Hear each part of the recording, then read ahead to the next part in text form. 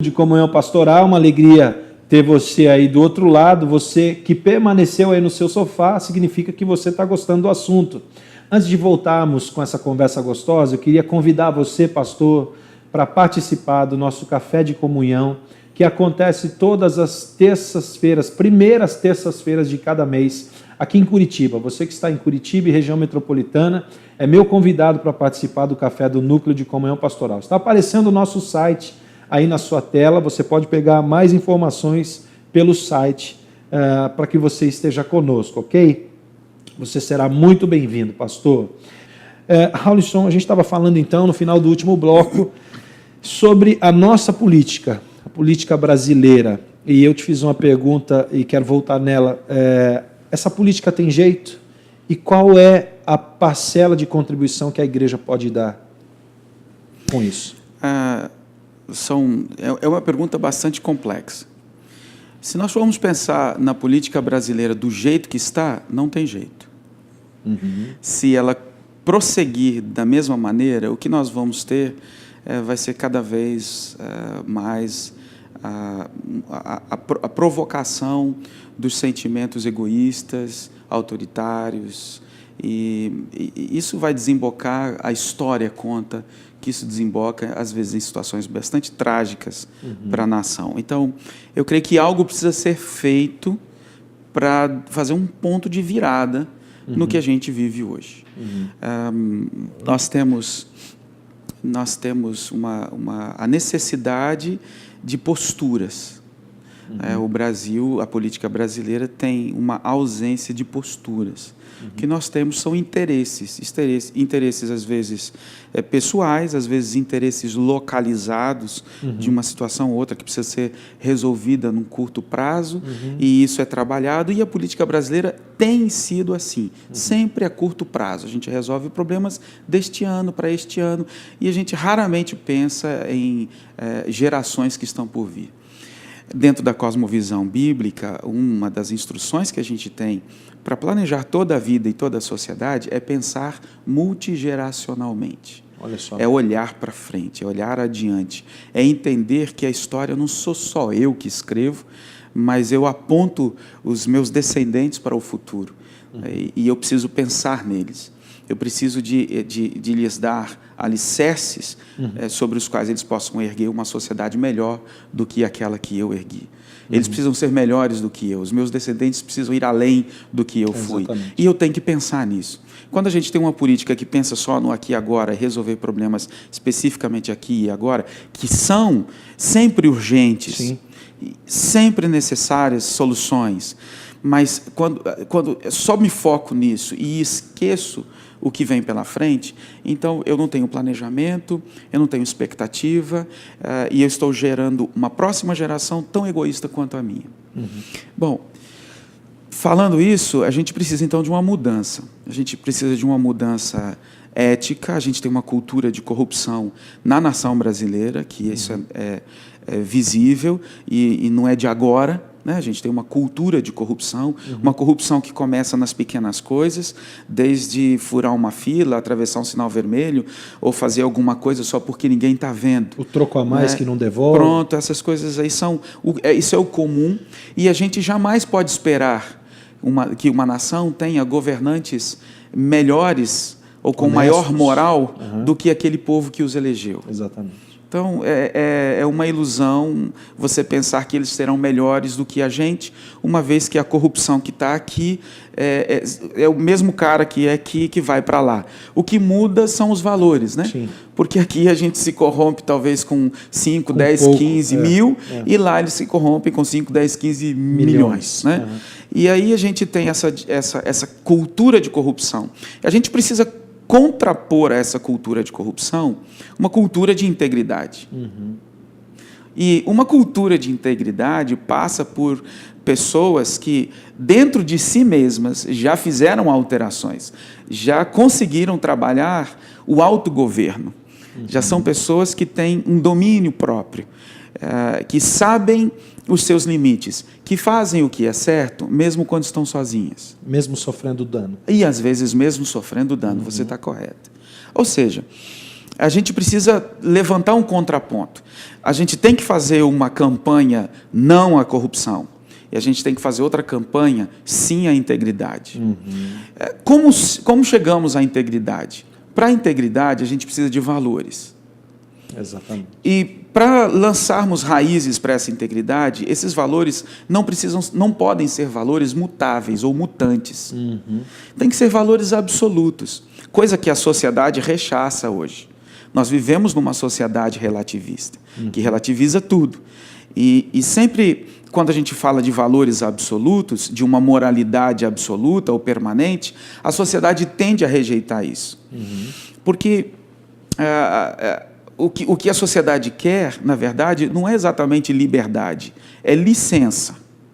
É verdade. A sociedade quer licença para poder fazer o que quer, para fazer o que deseja, e que ninguém tenha nada a ver com isso.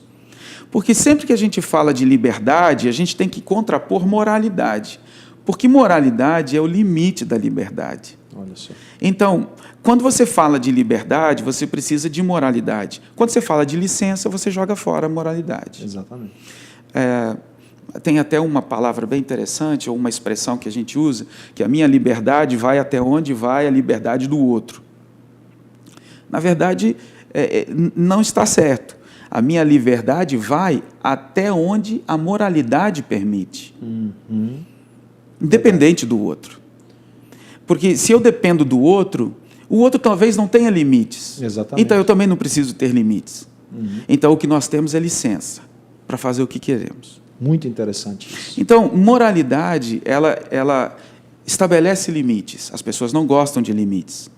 Mas a palavra de Deus faz isso, estabelece limites morais. Porque o que Deus quer não é que nós sejamos licenciosos, Ele quer que nós tenhamos liberdade. É verdade. Então, Ele estabelece uma moralidade para que haja liberdade. Por conseguinte, nós precisamos de valores que alicercem a nossa integridade. E isso passa por uma transformação. Nossos líderes precisam entender essas questões, e especialmente os nossos líderes políticos, funcionários públicos, concursados, comissionados, eleitos, cristãos, que estão lá para marcar uma diferença. Né? No sistema, exatamente. Eles precisam compreender que é a moralidade da palavra de Deus, a moralidade bíblica, que vai garantir a liberdade. Senão nós vamos viver num país com licenciosidade e não com liberdade. Eu vou pegar um gancho nisso que você está falando. E se você deixar, eu falo. Hein? E fale mesmo, por isso que eu estou interferindo aqui. Porque eu acho que é interessante a gente falar sobre a parcela que a igreja pode contribuir com esses valores, né? Porque eu sei que você também é professor, e você tem um curso muito interessante que eu queria que você prestasse atenção nesse curso, você que tem, no que o Raul vai falar, você que tem interesse em aprender um pouco mais sobre administração pública e servir na administração pública, você que tem um chamado para essa área, porque, Raul, a gente entende que há necessidade de levantar novos líderes para essa questão. Então, como fazer isso? Eu diria que o mote do curso, o nosso curso chama Polis, Capacitação Política. O mote desse curso é Antigos Valores, Novos Líderes e a Eterna Verdade. Antigos valores são resgatados da palavra de Deus. Novos líderes, porque precisamos de uma renovação. Lamentavelmente, alguns dos nossos líderes não estão disponíveis para uma renovação. Estão tão já empedrecidos em relação àquilo que fazem, que não estão disponíveis a uma renovação. E a gente precisa de manter a verdade como padrão eterno. Agora, veja, através de cursos como este e de capacitações que você pode buscar, a gente pretende transformar a mentalidade de quem está lá trabalhando. Como que a Bíblia me orienta a fazer o que eu estou fazendo? Nós temos políticos com boas intenções. alguns verdadeiros cristãos, honestos e que servem ao Senhor Jesus. No entanto, ao se tornarem políticos, o comportamento, e não estou falando da ética, estou falando do comportamento político, das escolhas políticas, das seleções de políticas públicas, da votação, do apoio a determinadas políticas públicas, contradiz o que a palavra de Deus orienta. Por um único motivo. Eles não entendem que a palavra de Deus tem algo a dizer a respeito de sua atividade política.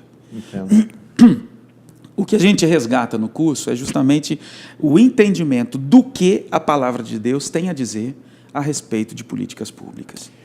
Eu tenho aqui alguns assuntos que você aborda. Infelizmente, a gente já está chegando ao final do programa. É pouco tempo para se falar de um assunto tão importante como esse. Mas o curso Polis, ele aborda a autoridade, né, servindo uma sociedade sem Deus e o reino de Deus e a sua justiça. Ele aborda também a influência do bem, a estrutura do Estado brasileiro, impostos e orçamentos, ecologia e mordomia, leis da justiça social. Então, são tudo valores antigos, né? São os valores, e isso do ponto de vista bíblico, né? Bíblico e aplicado à nossa realidade brasileira. Aplicado à nossa realidade brasileira. Quer dizer, a gente faz uma análise do que é o Brasil, como funciona o Brasil politicamente, financeiramente, economicamente, e a gente faz esse contraponto com o padrão, o prumo da palavra de Deus. E buscando as respostas que a palavra de Deus pode dar ao nosso país. Então, quando a gente fala, por exemplo, de economia, a gente tem uma matéria, e numa das matérias a gente tem um assunto que é a economia da queda e a economia da criação. Olha como só. Funciona isso? Qual é o projeto de Deus a respeito de economia? Por exemplo, quando a gente vai falar de como a sociedade deve se erguer, quais são os pilares que sustentam a sociedade? Hoje, nós estamos basicamente alicerçados no Estado. O Estado é a mãe de todos nós. Né? Agora, é interessante quando Jesus fala em Mateus 22, quando lhe perguntam se é justo dar impostos a César, e lhe mostram uma moeda. Ele diz, dai a César o que é de César e a Deus o que é de Deus. Quando Jesus faz essa afirmação, ele está mandando a César um recado. Ele está dizendo, César, você é dono de algumas coisas, mas algumas coisas não te pertencem. Algumas são de César, outras são de Deus. Então, César não é dono de tudo. Essa foi uma declaração política de Jesus. Verdade. Não foi uma declaração religiosa. Essa foi uma afronta. E César está dizendo com isso uma outra coisa. César, você não é Deus. Né? Então, ele está dizendo, César, você não é Deus, e César, você não é dono de tudo. Você é dono, César, daquilo que carrega a sua imagem. E Deus é dono daquilo que carrega a imagem dele. Coisa tremenda. E nós carregamos a imagem do Senhor. É verdade. Então, nós não somos de César. O Estado não é meu dono, o Estado não é seu dono. O Estado não é dono das nossas empresas, dos nossos empreendimentos e das nossas famílias. O Estado não pode dizer o que eu faço dentro de casa, as escolhas da minha disciplina, do meu ensino, da minha educação para os meus filhos. O Estado não pode interferir nisso. Ele não tem esse direito, porque algumas coisas são de César, mas outras são de Deus. Eu e minha família somos de Deus. Puxa, coisa interessante. Uma pena que nós chegamos ao final desse programa com o desejo de conhecer mais. E se você também tem esse desejo aí, você pode entrar em contato com o Haulisson. Os materiais dele, os contatos dele apareceu aí na tela enquanto ele estava falando. Você, acredito que tenha tomado nota. E, Haulisson, eu queria te agradecer muito por essa conversa. Vamos poder marcar outras, né? Vamos E sim. você é sempre bem-vindo no nosso programa. Um grande abraço. Infelizmente já acabou. Na próxima semana a gente volta. Deus abençoe você. Forte abraço para todos.